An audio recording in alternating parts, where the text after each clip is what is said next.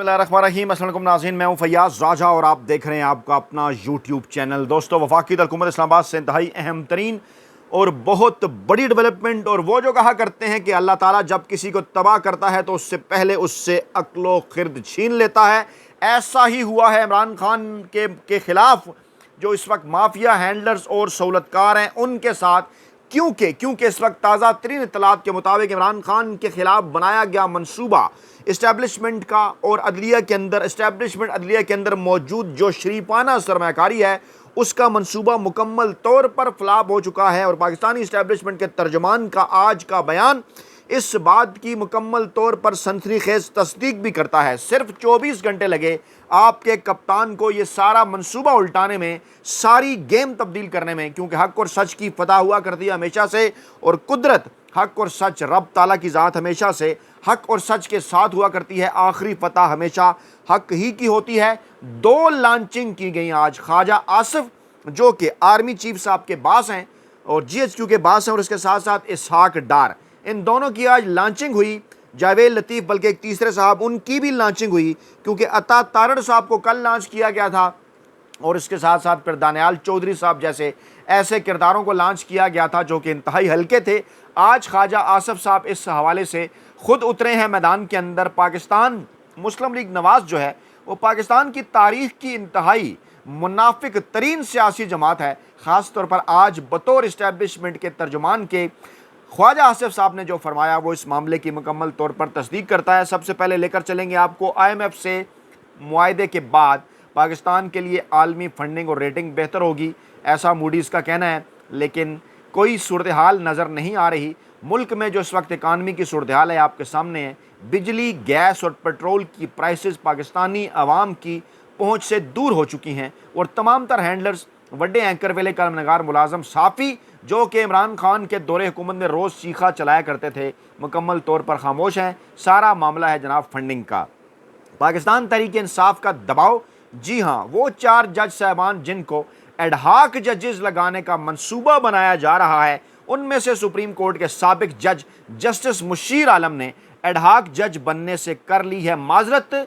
2 साहिबान तैयार हैं। उन्होंने कहा जनाब कि अल्लाह ने उन्हें उनकी हैसियत से ज़्यादा इज्जत दी। नामजदगी के बाद सोशल मीडिया पर जो मुहिम शुरू हुई है इससे उन्हें शदीद मायूसी हुई।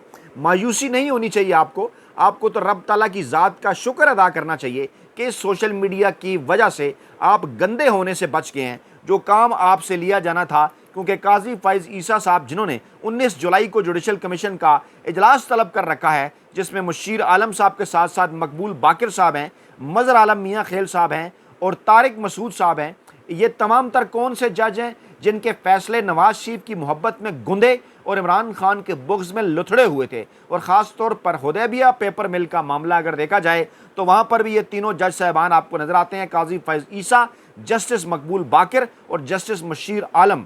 ये वही बेंच था कि जिसने हुदैबिया पेपर मिल का मामला बंद कर दिया था। हालांकि मदर ऑफ ऑल करप्शंस मरहूम अरशद शरीफ भी फरमाया करते थे। और इससे पहले 2017 में डॉन न्यूज़ के लिए मैंने एक आर्टिकल लिखा था जिस पर मरहूम अरशद शरीफ साहब ने मेरी तारीफ भी की थी। अपने प्रोग्राम के अंदर भी उन्होंने इस बात का जिक्र किया था।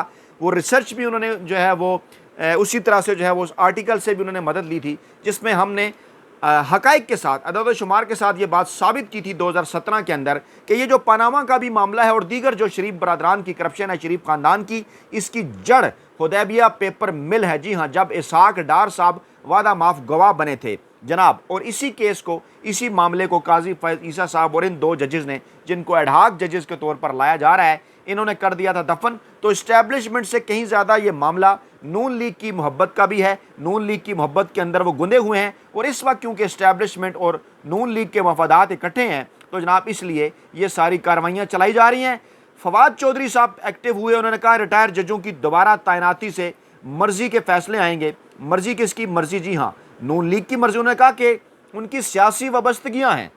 एक साहब तो सिंध के वज़ीर रह चुके हैं, उनको उठाकर दोबारा लगाया जाएगा। उन्होंने कहा हर शहरी, हर वकील की खुसूसी तौर पर यह जिम्मेदारी है कि वो इस नाइंसाफ़ी के ख़िलाफ़ खड़े हों, क्योंकि अगर ये हो जाता है तो फिर हमारे इंसानी हकूक़ भी ख़त्म है। मर्ज़ी के फ़ैसले आएंगे। मर्ज़ी के फ़ैसले कहाँ से आएंगे? उन्होंने कहा कि इन सब की कोशिश ये है कि इस वक्त जो जजेस कानून की बालादस्ती के लिए, दस्तूर की बालादस्ती के लिए इस वक्त सामना कर रहे हैं खतरात का, इन सब को अमली तौर पर फारिग करना चाहते हैं और खुसूसन इस्लामाबाद, रावलपिंडी, पेशावर, लाहौर के इलाकों से वकला को लीड करना है, जिद्दोजहद करनी है, बाहर निकलना है। इतलात ये भी हैं भाई हामिद खान साहब भी भरपूर प्रेशर के बाद अब ये इरादा कर रहे हैं कि वो वकला की मुहिम चलाएंगे और डेफिनेटली ज़रूरत भी है, क्योंकि अब बड़े सवालात हैं। हामिद खान साहब क्योंकि काजी फैज़ ईसा साहब के बड़े करीब समझे जाते रहे हैं, अब पाकिस्तान तहरीक इंसाफ की क़यादत भी ये बात कर रही है कि नहीं जनाब, अब आपको बाहर आना चाहिए और मामलात को जो पाकिस्तान के अंदर आइन और कानून की खिलाफ वर्जियाँ हैं उनके खिलाफ सीसा पलाई दीवार बनना चाहिए।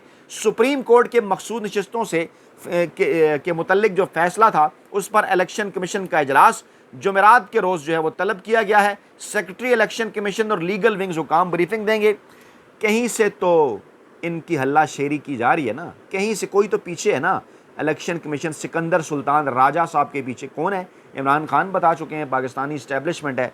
किसने तैनाती की थी? साबिक army chief general Qamar Javed Bajwa के कहने के ऊपर इमरान खान साहब ने तैनाती की थी, क्योंकि उस वक्त इख्तलाफात थे अपोजिशन हुकूमत के और कहा था ये गैर जानिबदार है। लेकिन फिर जो कुछ इन्होंने किया, वो कहते हैं ना कि इमरान खान कहा करते थे कि मेरी वालदा भी कहती थी कि मैं बड़ी जल्दी सब पर यकीन कर लिया करता हूँ, तो ऐसा ही हुआ था। और अब जब ये फैसला 12 जुलाई को आया तो बजाय ये कि इसके ऊपर मिन्नो अन अमल किया जाए, पाकिस्तान तहरीक इंसाफ को ये मखसूद नशिस्तें दी जाएँ। अब इलेक्शन कमीशन के अंदर इतनी ज़रूरत भी पैदा हो गई है कि वो हुकाम से ब्रीफिंग लेंगे और कहेंगे कि जनाब किस तरह से हम इस मामले को देखें, फ़ैसला क्या है। क्योंकि अब हुकूमत ये भी कह रही है कि हम नज़रसानी अपील करेंगे और वो इस मामले के अंदर नज़रसानी अपील की तरफ जो है वो जाने से पहले स्टे लेना चाहते हैं।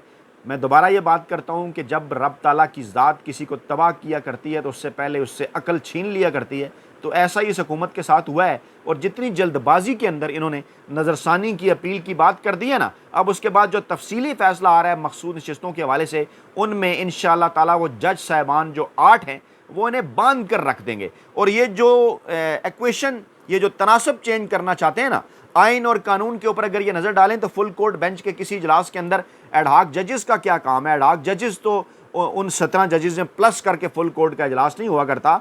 अगर रिव्यू होती भी है, फुल कोर्ट में जाता है तो वही 17 जज होंगे। उन 17 में से ज़्यादा इस वक्त सुप्रीम कोर्ट के ज़राए के मुताबिक 4 से 5 जजेस काजी फैज़ ईसा साहब के गैर आइनी और गैर कानूनी फ़ैसलों के साथ खड़े हैं, इस्टेब्लिशमेंट के साथ खड़े हैं, नून लीग के साथ खड़े हैं, माफिया के साथ खड़े हैं, इमरान खान और पाकिस्तान तहरीक इंसाफ के बुक्स का शिकार हैं। इसलिए वहाँ ये दाल गलती नज़र नहीं आ रही।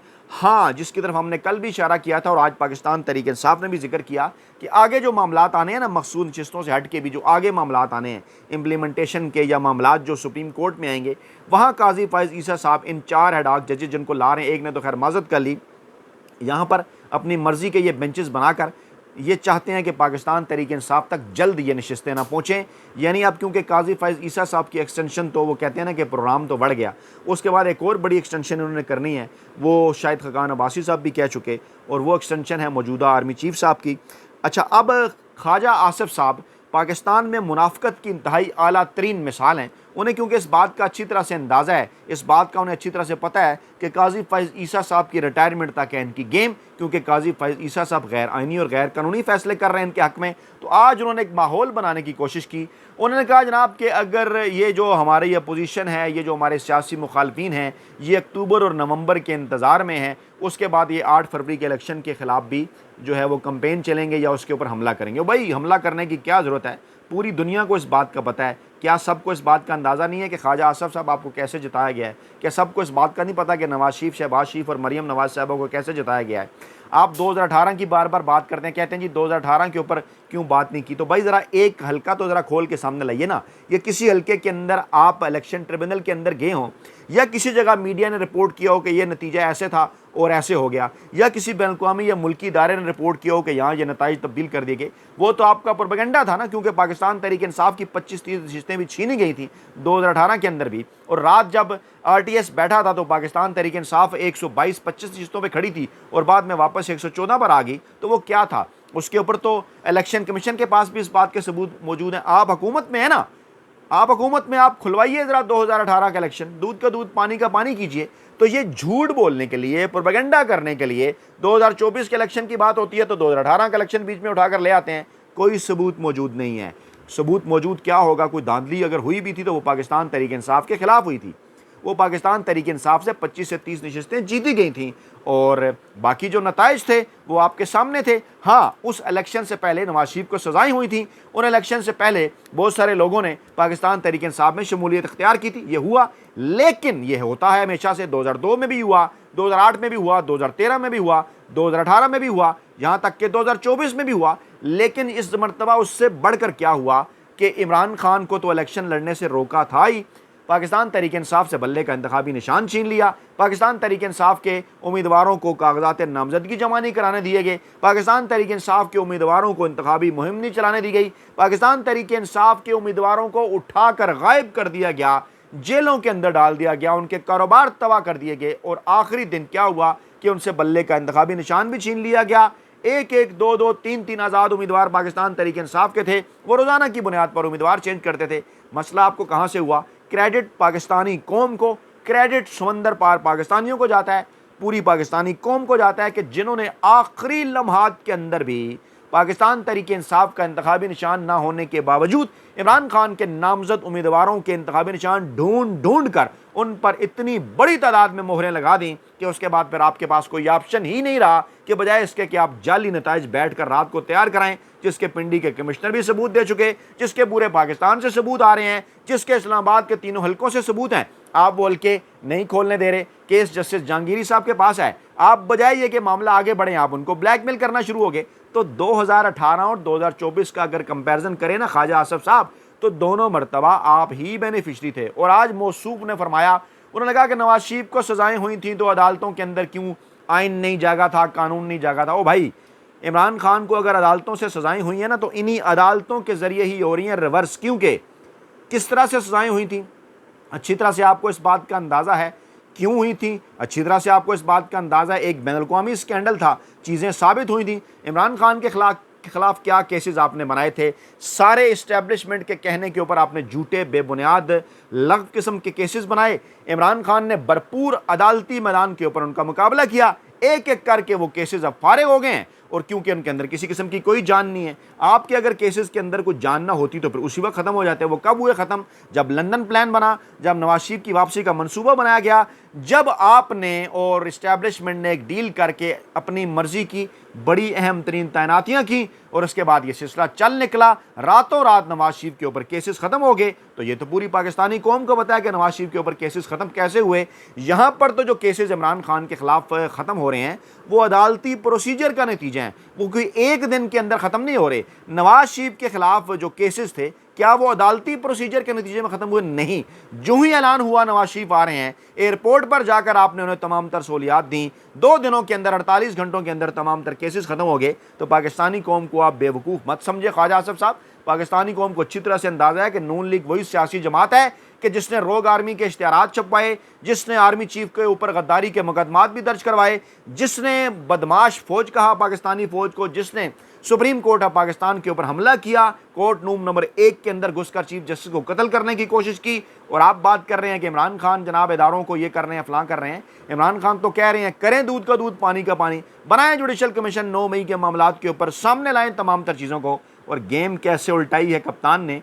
शाहिद खकान अब्बासी ने कहा कि सियासी जमात पर पाबंदी का इख्तियार इस हुकूमत के पास है ही नहीं है, इनका तो अपना मैंडेट मशकूक है। और ख्वाजा आसफ ने कहा कि पीटीआई पर पाबंदी के खिलाफ पार्लियामेंट में तादियों से मुशावरत करेंगे। तो पहले उस वक्त ऐलान करने की क्या ज़रूरत थी? अगर आपने मुशावरत अभी करनी है।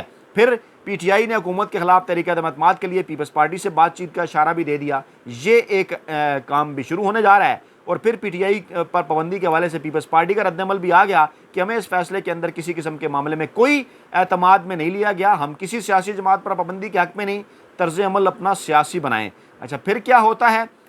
जनाब जावेद लतीफ़ साहब का बयान आता है कि किसी पर पाबंदी लगाने से पहले काबीना से ज़्यादा कौम को एतमाद में लेना ज़रूरी है। और साथ ही दूसरी जगह वो बयान दे देते हैं, वो कुछ और बात करते हैं। वो क्या बयान होता है? वो ये कहते हैं जनाब अली कि जनाब क्योंकि 2 तरह के बयान वो देते हैं ना, एक तरफ तो मामला जनाब अली वो इस तरह लगता है कि शायद पीटीआई के हक़ में बात कर रहे हैं, दूसरी तरफ फिर जावेद लतीफ़ साहब ये कन्फ्यूजन फैलाते हैं कि शायद मौजूदा सूरत हाल के अंदर भी कोई इस्टेब्लिशमेंट की मदद इमरान खान और पाकिस्तान तहरीक इंसाफ को हासिल है, लेकिन इनकी दाल गलने वाली नहीं। ख्वाजा आसिफ साहब फरमाते हैं अदालतें अपना एहतराम कराएं और सियासतदानों को इतना कमज़ोर ना समझें। तो सियासतदान साहब इस तरह से ना करें ना, वो अलाकार ना बने इस्टेब्लिशमेंट का। और फिर इसहाक डार साहब की स्टेटमेंट आती है कि पीटीआई पर पाबंदी का फैसला अभी हतमी नहीं है, नायब वज़ीर-ए-आज़म इन्हें कहा जाता है, बल्कि ये वो कह रहे हैं कि जनाब कोई भी फैसला सियासी नहीं होगा, आइन और कानून के मुताबिक होगा।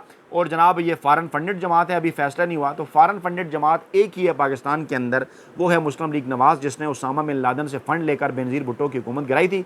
रिकॉर्ड तारीख के अंदर मौजूद है, कहेंगे तो अदालतों के अंदर सबूत भी पेश कर दिए जाएंगे। तो जनाब ये हैं आज की लेटेस्ट डेवलपमेंट। अपना बहुत ख्याल रखिएगा, दुआ में याद रखिएगा। नई वीडियो के साथ जल्द हाजिर होंगे। अल्लाह ने के मान।